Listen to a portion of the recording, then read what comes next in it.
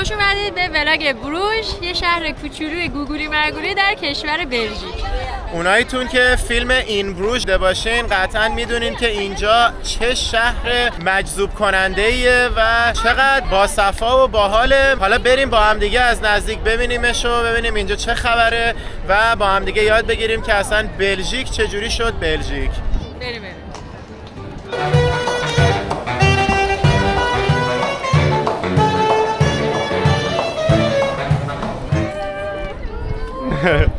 سلام نوشته آبجو گواه اینه که خدا عاشق ماست و میخواد ما خوشحال باشیم. خطرناک بود. آدم دلش میخواد تا شب بشینه این آهنگای اینو گوش کنه.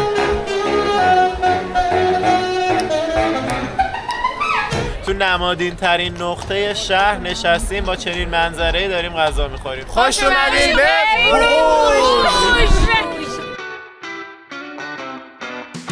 همین الان وارد شهر بروکسل شدیم در کشور بلژیک و الان داریم بلیط قطار میگیریم که بریم بروژ. آره شهر بروکسل رو این دفعه نمیبینیم ولی چند هفته دیگه وقتی که آخرای سفر از پاریس میریم بروکسل قبل از اینکه برگردیم آمریکا. واسه همین بروکسل هم خواهید دید ولی این دفعه فقط اومدیم بریم سمت بروژ چون که خانواده کشتیشون داره میرسه به بروژ. آره اونا با کشتی تفریحاتی کروز میان. برای تیکت عادی نفر میشه 25 یورو، برای تیکت فرست کلاسش میشه نفری 35 یورو، 10 یورو بیشتر. اینم از قطار بروکسل به بروژ ما.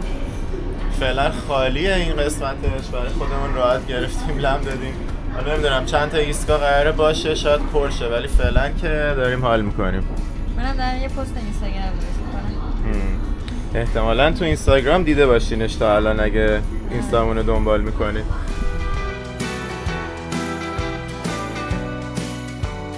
ما اینجا 10 یورو اضافه هر کدوم پول دادیم که قسمت وی آی پی بشینیم ولی آخرش نشستیم تو همین قسمت معمولی چون هیچ کس نبود و دیگه گفتیم راحت میتونیم دراز بکشیم. اما خواستم بهتون قسمت وی آی پی هم نشون بدم. قسمت وی آی پیش این شکلیه. نمیدونم فرق خاصی نداشت. راستش ما خودمونم گیج شدیم نفهمیدیم که آخر وی آی پی کجاست واقعی کجاست. شاید اصلا ما وی آی پی رو اصلا ندیدیم هنوز ولی به هر حال که برای ما اینجا حکم وی آی پی رو داره چون که هیچی نیست تو کابینمون. حالا به هر حال ما اینو گفتیم ویدیو رو گرفتیم که بگیم که شما اومدین اینجا میتونین اون 10 یورو رو سیو بکنین و به جای فرست کلاس یه کلاس معمولی بمونین. آره تو ولاگ قبلی اگه دیده باشین درب و داغون شدیم. یعنی ما معمولا همیشه سعی میکنیم گزینه‌های ارزان‌تر بگیریم که ذره خرج سفر بیاریم پایین چون زیاد سفر میکنیم. این دفعه گفتیم بذار راحت باشیم انرژی داشته باشیم تو شهر بعدی انقدر که داغون شدیم ولی واقعا فرقی نمیکرد وی آی پی و غیر وی آی پی. بله و اینجا با 20 یورو ضربه خوردیم دوباره تو این سفر. همینجوری داره میره تو پاچمون. همینجوری از سفر اروپا رو شروع کردیم هی داره میره تو پاچمون. به اروپا خوش اومدید. این شما و این هم شهر بروژ. برو بریم. اینجا شو دیگه ندیده بودیم. تو دستشویی این استیشن قطارشون کارت هم قبول میکنه. دستشویی با کارت خوان. حالا سوار بر اوبر داریم میریم سمت هتلمون و اینم از مناظر اطراف.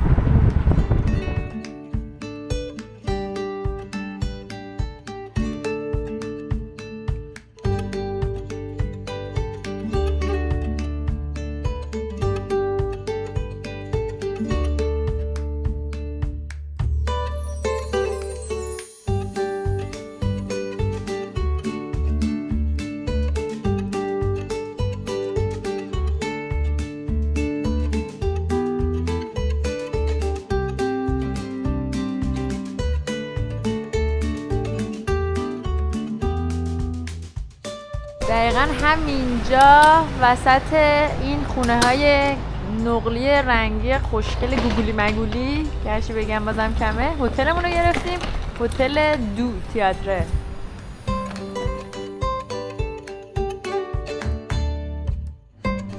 این وسط رو ببین. اینجا فکر کنم اونم رستوران یا کافی شاپشه. ها باره. این چقدر قشنگه.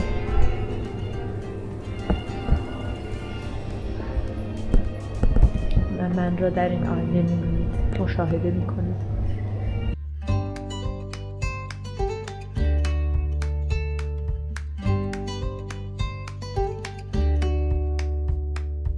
حالا بریم سمت اتاقمون. این اتاق رو هم با هم ببینیم. اینجا هم قرار بود 2 شب داشته باشیم که دیشب پروازمون رو از دست دادیم و یه روز دیر رسیدیم دیگه. امروز ظهر اومدیم این اتاقو گرفتیم. برای همین بهمون اجازه داد که زود چکین کنیم. آره، اتاقش هم شبی 110 یورو شد که 110 یورو شما رفت تو پاچمون و امشب استفاده میکنیم. اینم از حموم و دستشویی. حالا اینجا خالمینا و مامان بابا من بهمون اضافه میشن. اونا با کروز تفریحاتی یه تور اروپا گردی گرفته بودن که ما به خاطر اینکه میخواستیم بدون کروز بریم که بتونیم بیشتر کشور ببینیم، برای همین توی این سفر تو چند تا از کشورهایی که اونا با کروز میان باشون هم سفر میشیم. بریم. من دیگه تیپ زردم و زدم و گفتم بیام حداقل تقریبا رنگ این ساختمونای بروژ بشن. دیگه گشت و گذارمون رو توی شهر زیبا و چارمینگ بروژ شروع کردیم. برای اونایی که اهل فیلم و سینما هن این شهر خیلی خاطره انگیزه. فیلم این بروژ از فیلمای خیلی زیباشه که یکی از جاذبه‌های اصلیش همون زیبایی‌ها و وایب شهره که توی فیلمش نشون میده و حالا ما اومدیم از نزدیک اینو ببینیم.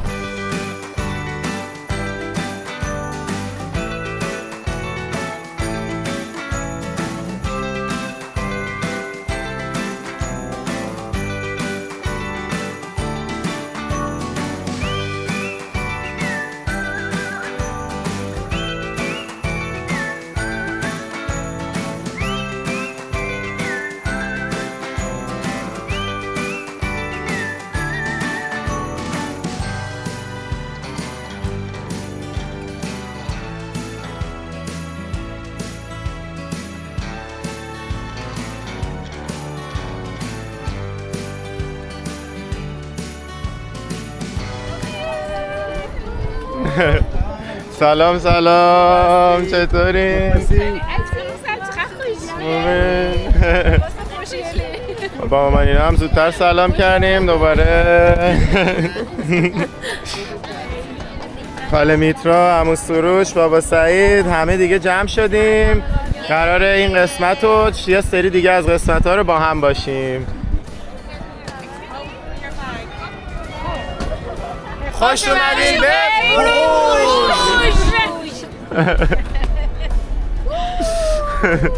اینا خانواده من. معرفی میکنم خاله بزرگم مینا، مامانم،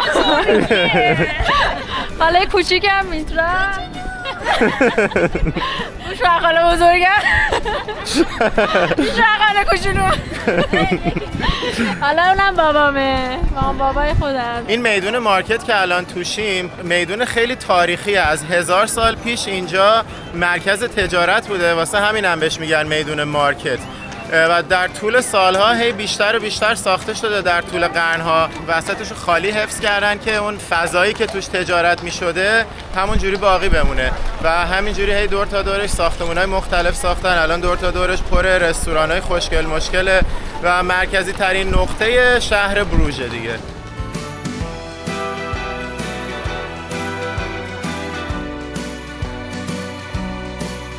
این مغازه رو ببینید چقدر گوگلیه، کلی اسباب بازی‌های با نمک بلژیکی داره.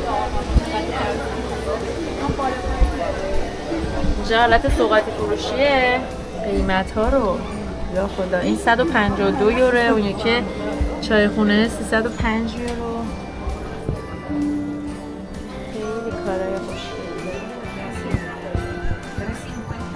این مگنتا دونه 6.5 یورو، 6.25.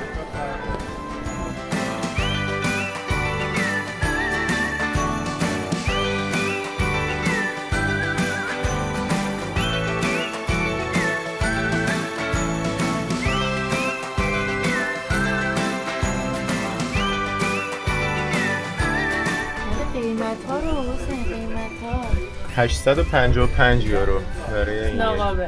ناقابله. خیلی ناقابل. بگیریم ببریم. اگه جا داشتیم میبردیم 855 یورو که مفته.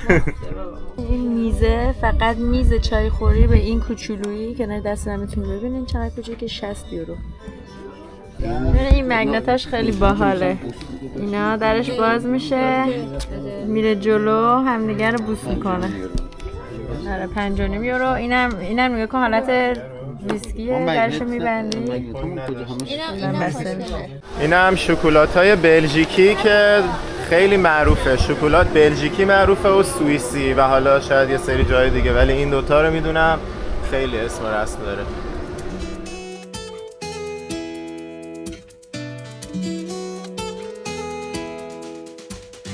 حالا مینم فکر کنم داره یوتیوبر میشه. نگاه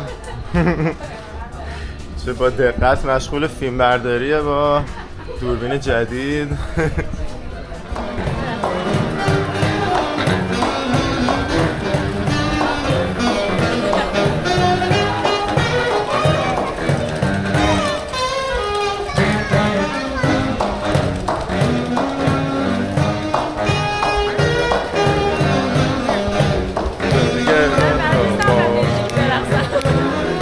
Hit the road, Jack, and don't you come back no more, no more, no more, no more. Hit the road, Jack, and don't you come back no more.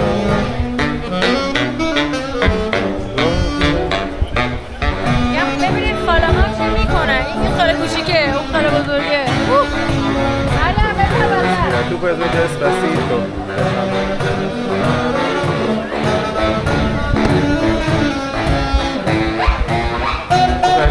Pelo quiero ser tu ritmo.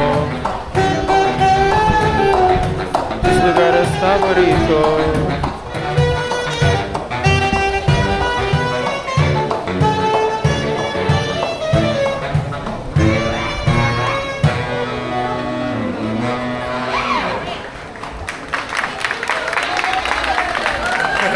ما دست میزنم. فکر نکنین که برای اونا دارن دست میزنم. همینجوری هی آهنگای باحال میزنه. آدم دلش میخواد تا شب بشینه این آهنگای اینو گوش کنه.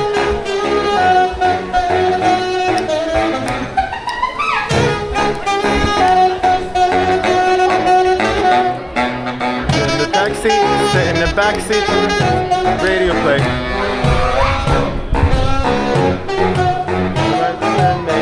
Somebody like me, coming out front of my lead. Might be crazy, don't mind me, save me. Oh, I'm in love with the shape of you, so push and pull like a magnet.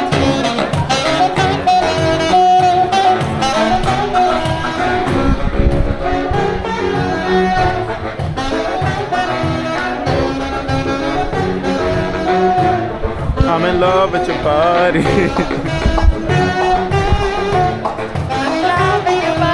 تنتن رو هم که همه هم باش خاطره داریم مال همین کشوره.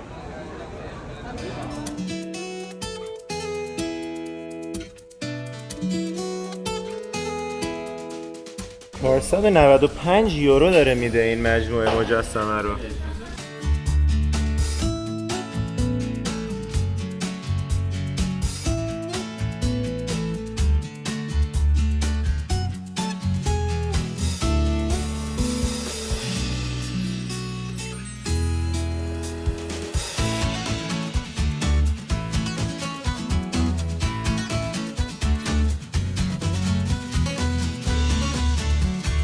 برای اوناییتون که تا حالا کتابای تنتن ندیدین، این مدلیه، اینجوری حالت کمیک داره و داستان سفرهای تنتنه به کشورهای مختلف و اینجا کتاباشو به خیلی از زبانهای زنده دنیا ترجمه کردن و دیگه انگلیسیش هم که اون پایینه.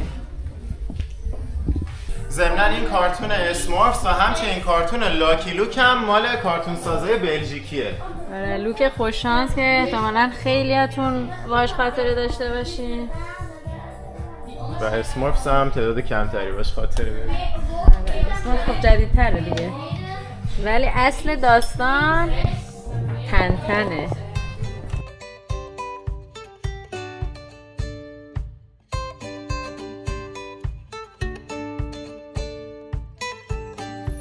نوشته آبجو گواه اینه که خدا عاشق ماست و میخواد ما خوشحال باشیم. دیوارش کلی انواع مختلف آبجوه و اون طرفش مخلوط شراب آبجوه.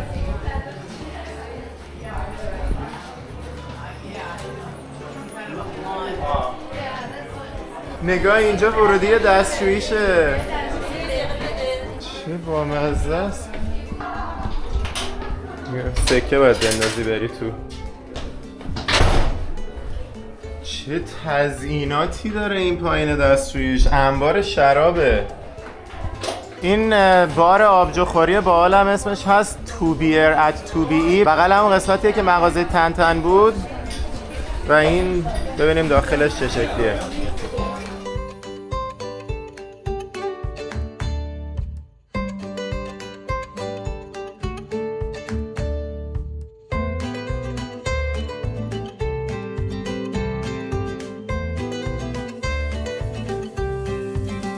آبجوی بلژیکی خیلی معروفه، به خاطر همین یکی از فعالیت‌های اصلی که تو شهر بروژ باید انجام داد اینه که بیای آبجوی بلژیکی بخوری. اینجا هم نوشته به سلامتی الکل که هم عامل تمام مشکلاتمونه هم راه حل تمام مشکلات. این فکر کنم موتور دلیوری آبجوه. با این موتور آبجو میرسونن دست کسایی که سفارش میدن. از همین باره هم هست. اینجا ریور کروزشه، از این قایقاییه که داخل رودخونه میبره و از داخل رودخونه نشون میده. یکی از دیدنی های شهر بروژ. نفر 15 یوروه. از اینجا بلیتشو میخوایم بگیریم و با خانواده بریم ریور کروز. 8 نفره داریم میریم سوار ریور کروزمون بشیم.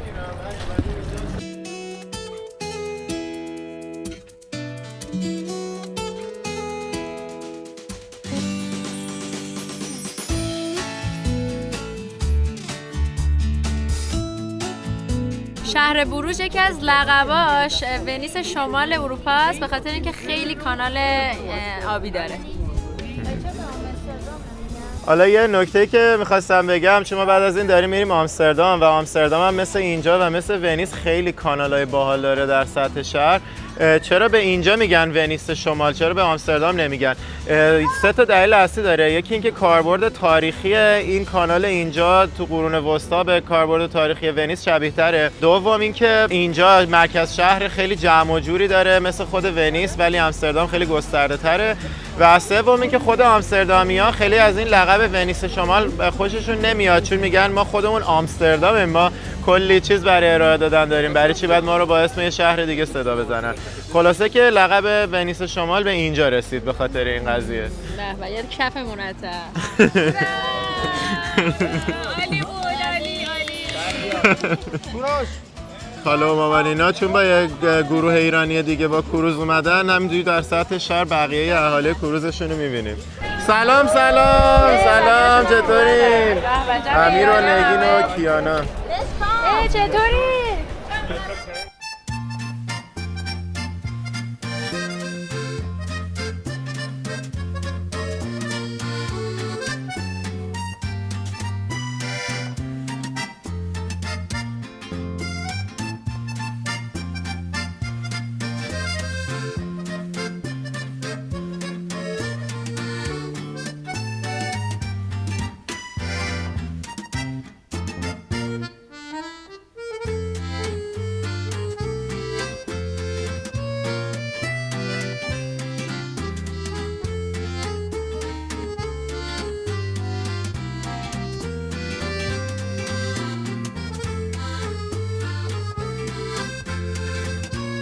خیلی خوشگله باد.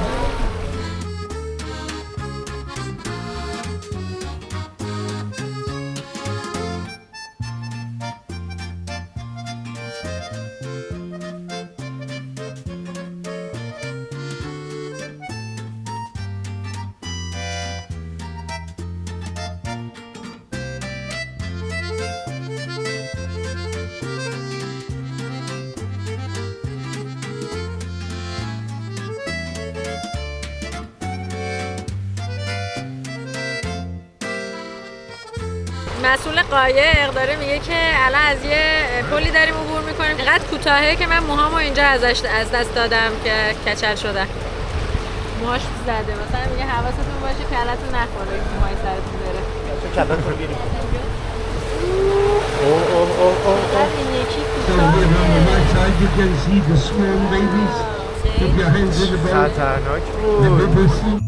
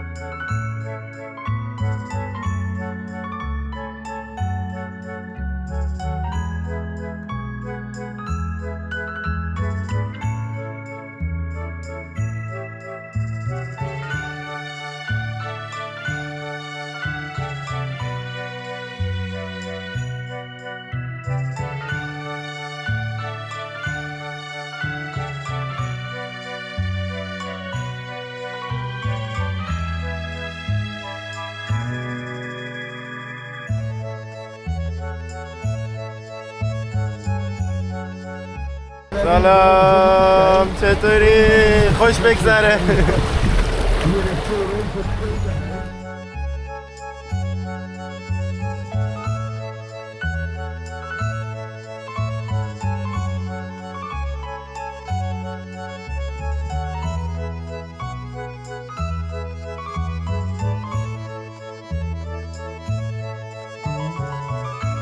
اینا همه ساختمان‌های قرون وسطایی هن؟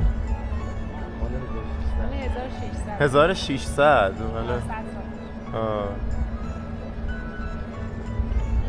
قدیمی هم اونقدر قرون وسطایی نیست همه ساختموناش ولی آخه مثلا این کانالا همه قرون وسطاییه دیگه ولی ساختمونای شهر خب احتمالاً خیلیاش خراب شده دوباره ساختن.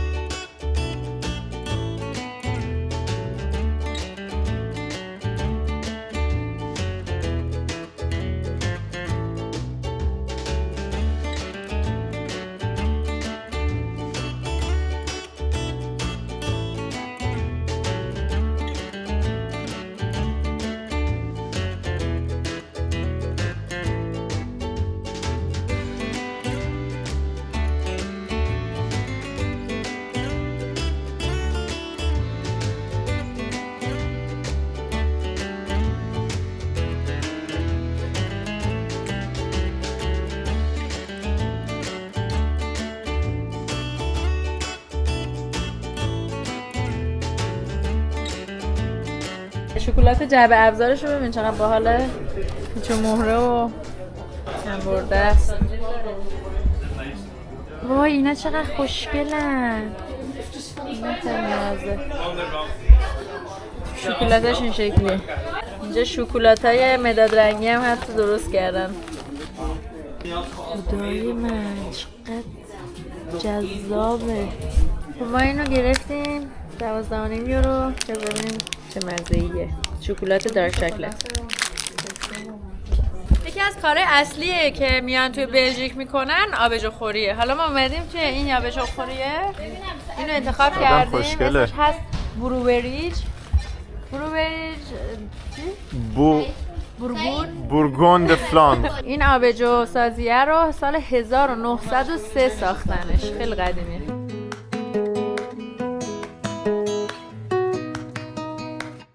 ما دوست داشتیم بیایم تو این فضای بیرونیش بشینیم ولی نگاه کنیم پره.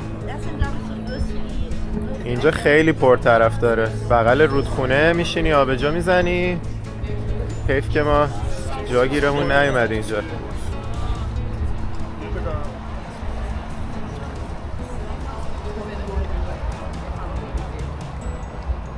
ما اومدیم 2 تا از این آبجوهای سمپل 6 تایی گرفتیم که 6 مدل مختلف آبجوی بلژیکی رو برامون میریزن. اینجا هم نوشته که چیا هستن. لیستش اینجاست. 6 تا مدل مختلفه. Number 4 is low in alcohol. So, yeah, number 4. Maybe you can try this one first because it's low in alcohol, and then from 1 till 6. Okay. Enjoy the Okay, beers. Thank you Cheers. very much. Which ones? How do I know which one's which? From left So to right, from left to top right, to down. No, from up to down. Top down. Top down, okay. Left, right. Okay, top down, left, right. And Thank the you. red ale is right. ما این آبجوامونو گرفتیم و بالاخره کنار این رودخونه جا گیرون اومد. عمو سروش و عمو تورجو داریم. سلامتی. ما اومدیم اینجا، خانوما رفتن یه شیرینی پزی و هات چاکلتی پیدا کنن. دیگه ما رو فعلا ترک کردن و رفتن. من و خالم و مامانم و بابام که نمیخواستیم آبجو بخوریم گفتیم بریم هات چاکلت پیدا کنیم و یه رستوران خیلی معروفی اینجا داره اونو ببینیم و هات چاکلت ازش اوردر بدیم، سفارش بدیم. جایی که انتخاب کردیم داخل این رستورانه. وای چقدر نازه. اینجا رو ما نگاه کردیم رو گوگل، بالای 4000 تا ریویو داشت و خیلی هم ریویوهای خوبی داشت. رنکینگش عالی بود. نگاه شیرینیاشو وای من آماده است. من عاشق اینم.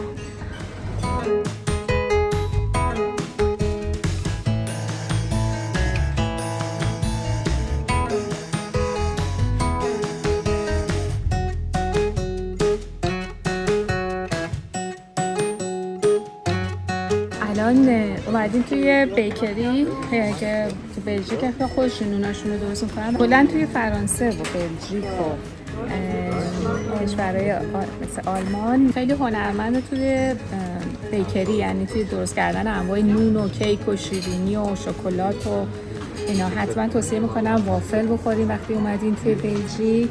اینم از منوی غذاها، قیمت این غذاها رو میتونیم اینجا ببینیم. به نظر خیلی منطقی میاد و خوبی اروپا کلا کشور اروپایی اینه که برعکس آمریکا که این قیمت رو میبینین ولی یهو مثلا 1.5 برابر گرونتر پرداخت میکنین، اینجا تمام قیمتایی که میبینین همون قیمتش هم خیلی خوبه به نظرم. اینجا بلژین هات چاکلت و بلژین وافل خیلی معروفه که من یکیشو سفارش دادم. مینا تو چی گرفتی؟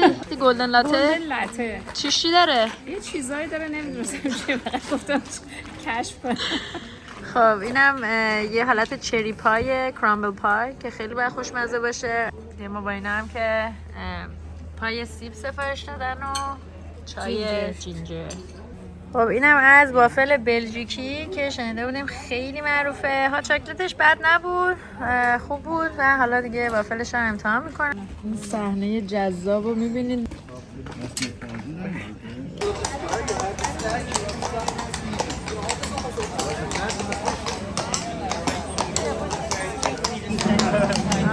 دیگه حسین و عمو هم اومدن. خب آبجو چطور بود؟ خوب بود. الان به هم رسیدیم دوباره. بعد چاکلتمون هم خوردیم.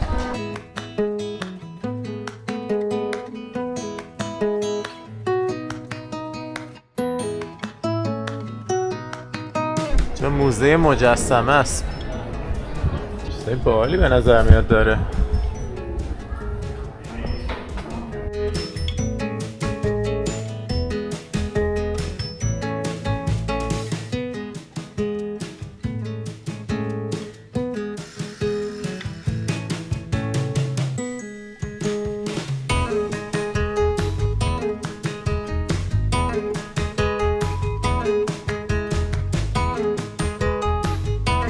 این کلیسا اسمش هست Church of Our Lady، کلیسای خانوم ما باید بگیم کلیسای خانوم اونا. اینجا کلیسای خانوم اوناست. بریم ببینیم داخلش چه شکلیه.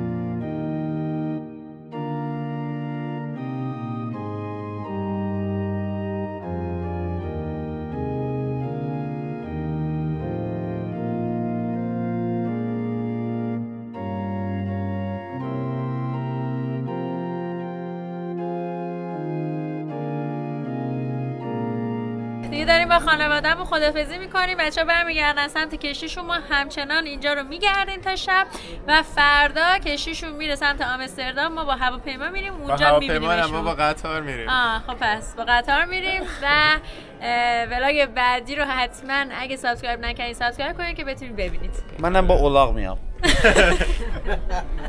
حتی این ولاگ هنوز ادامه داره. اینجا هم موزه بروژ رو می‌بینیم. خیلی ساختمون قشنگی داره. حالا ما موزهشون اونقدر موزه معروفی نیست نمیخوایم بریم، ولی ساختمونش خیلی قشنگه. بذار ببینم از این ور من میتونم یه فیلم بگیرم.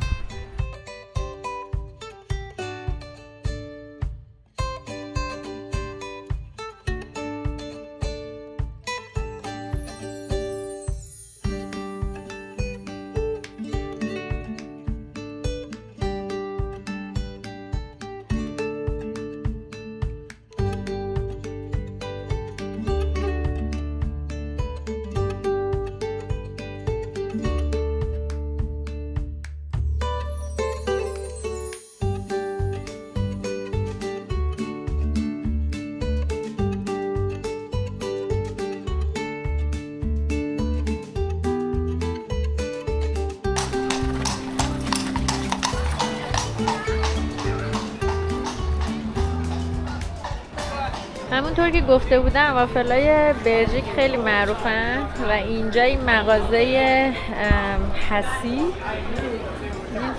کلی وافل داره میفروشه با پرچمای خود بلژیک. من واقعا پرم، اگر یه دونه از این نوتلایاشو میگرفتم. چقدر جذاب خدای من. بلژیک کشوریه که تقریبا نصفش فرانسوی زبانه و اون یکی نصفش یه شاخه خاصی از هلندیه به اسم فلمیش. شاید برای شما مثل من جالب باشه که چرا کشوری که نصفش فرانسویه نصفش هلندیه یه کشور جدا شده، چرا اینجوری نیست که اون نصف فرانسویه نرفته با فرانسه و اون نصف هلندیه بره با هلند. یکم راجع به تاریخ بلژیک میخوام مختصر توضیح بدم که بفهمین چرا اینجوری شده، چرا یک کشور مستقله. راجع به تاریخ قدیمی ترش بخوام بگم، خب امپراتوری رومی اینجا بوده. بعد از اینکه امپراتوری رومی فرو میپاشه یه مدت بعدش فرانکیشا میان. فرانکش هم یه امپراتوری بزرگ اصالتا آلمانی بوده که یه بخشای خیلی زیادی از اروپا رو در دست داشته. بعد از اینکه این امپراتوری فرانکیش فرو میپاشه اینجا همینجوری قطعه‌های مستقل بوده به اسم کانتی یا دوکی که هر کدومش یه دونه دوک داشته. قطعه‌های کوچولو بودن تا اینکه پادشاهی هلندی بورگاندیان تأسیس میشه که تمام این نقطه ها رو متحد میکنه، من جمله بلژیک کنونی و هلند کنونی، و همه با هم میشن پادشاهی هلند بورگاندی. بعد از اینکه امپراتوری هلندی بورگاندی فرو میپاشه یه خانواده سلطنتی بودن به اسم هابسبورگ که یه مدت نواحی خیلی زیادی از اروپا رو کنترل میکردن و اون هابسبورگ‌ها اینجا رو هم میگیرن و این خانواده هابسبورگ کلا شاخه های مختلف داشته.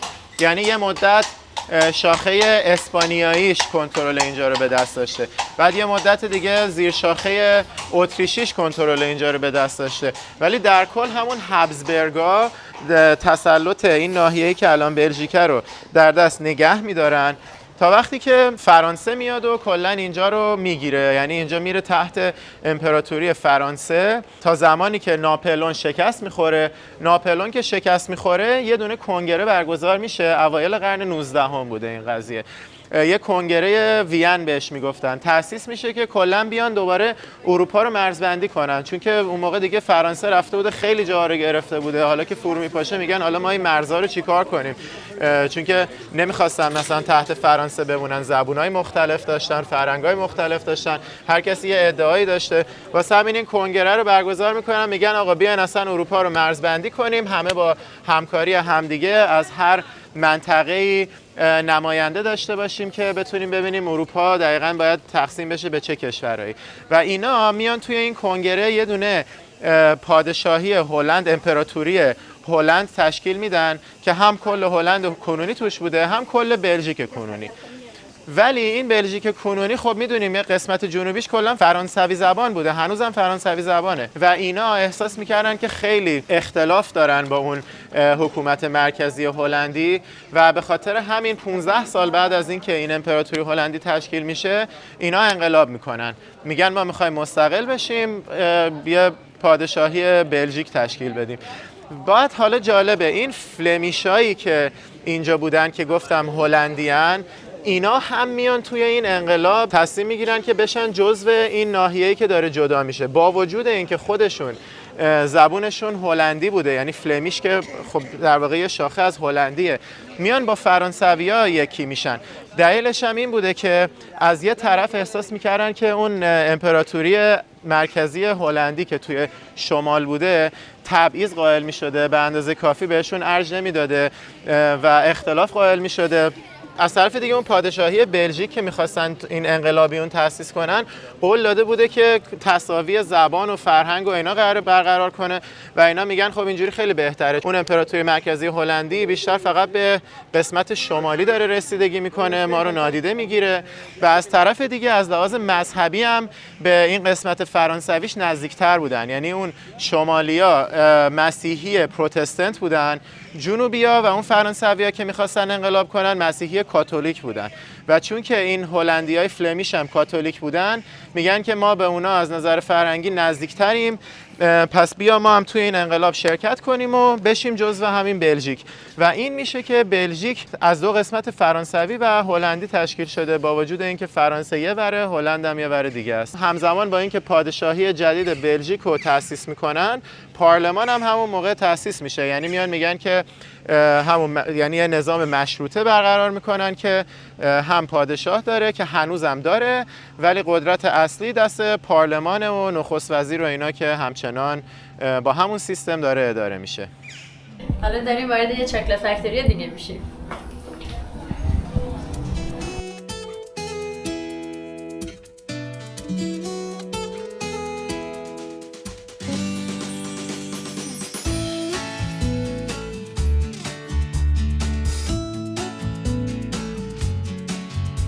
پیتزای شکلاتی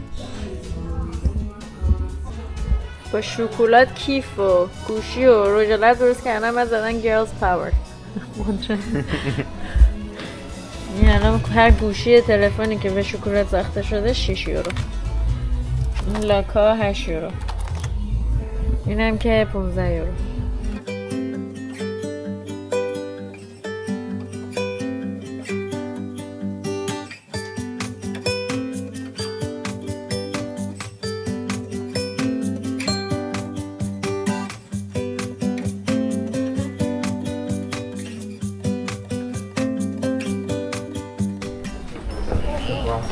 گروه تور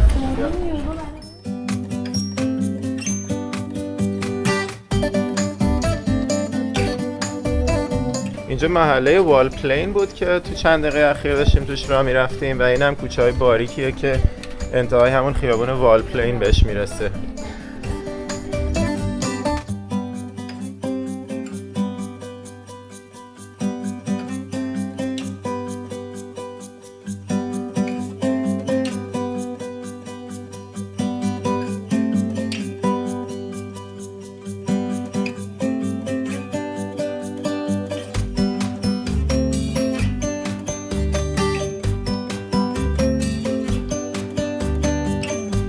اینجا هم نوشتن این خیابون برای خرید درست شده. می‌خواستم بهت یادآوری کنم که حتما اینجا خرید کنی.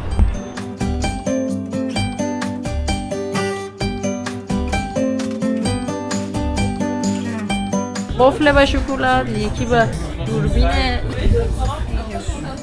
بعضی از اینجاها Thank you. شکلات میدم برای سمپر که امتحان بکنیم. این واقعا شکلاتش خوب بود.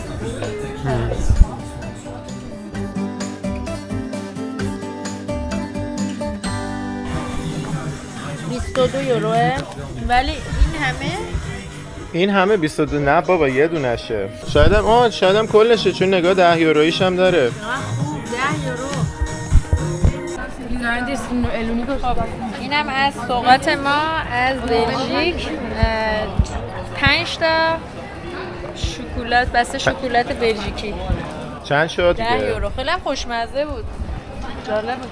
ما از صبح داریم جاهای مختلف شکلات میخریم بدون اینکه سمپلش رو امتحان بکنیم. اصلا خوشمزه هم نبوده، تازه گرونتر از این. ولی این هم خوشمزه بود، هم سمپل داد که فهمیدیم خوشمزه است، هم 5 تاشو تونستیم با 10 یورو بگیریم. عالی. دیل خوبه بود.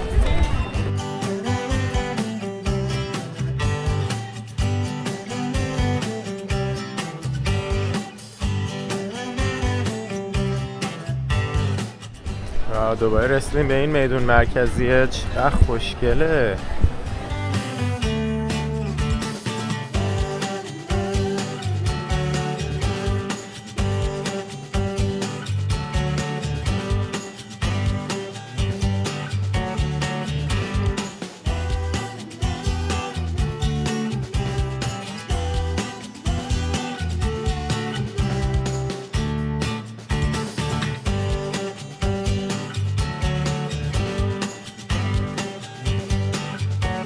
نگاه اینجا کلی رستوران‌های مختلف بغلم هر کدوم از این ساختمونا پایینش یه دونه رستورانه و مثلا یکی اون طرف ایتالیاییه، این طرف انگلیسی هم داره.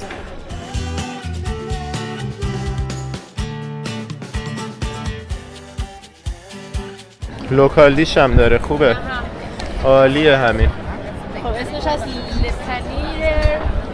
لپنیر دور. خالی هم داره، قشنگ رو به این منظره. به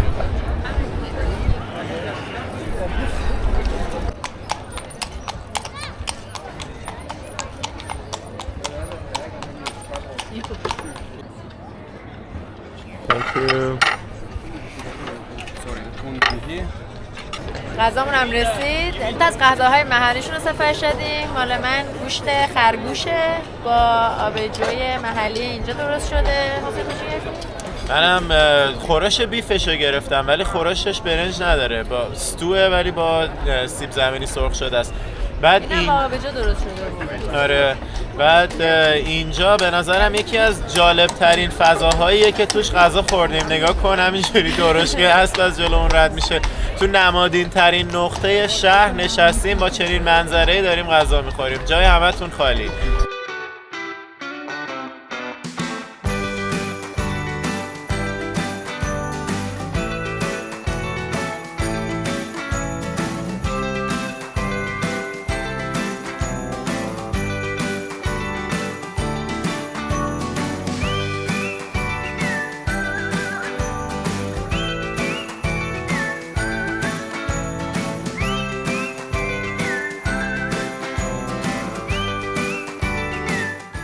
این هم یه دونه آبجوسازی دیگه است که زیر زمین ساختنش. بریم هم ببینیم. یه فضای تاریخیه اینجا، آبجوسازی تاریخی. چه فضای باحالی داره.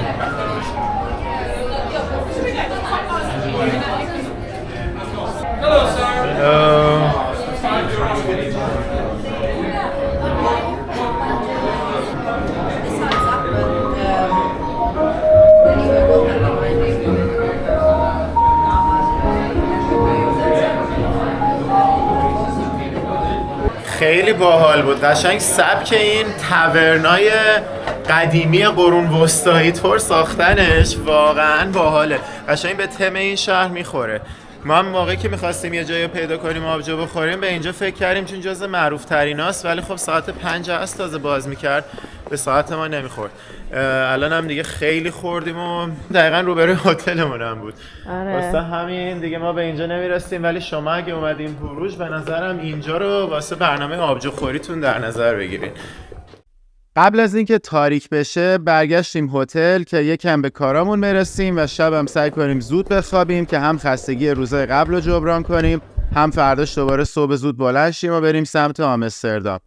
ولی تاریک که شد خودم رفتم بیرون که یه چرخی بزنم و ببینم زندگی شبانه بروژ چه شکلیه، چون همیشه کنجکاو بودم بدونم این شهر زندگی شبانه داره یا نه و شلوغ قلوغیایی که تو روز دیدیم توی شب به چه شکلیه. حالا بریم با هم دیگه یه چرخی توی شب بروژ بزنیم و ماجرای بروژ رو به پایان برسونیم.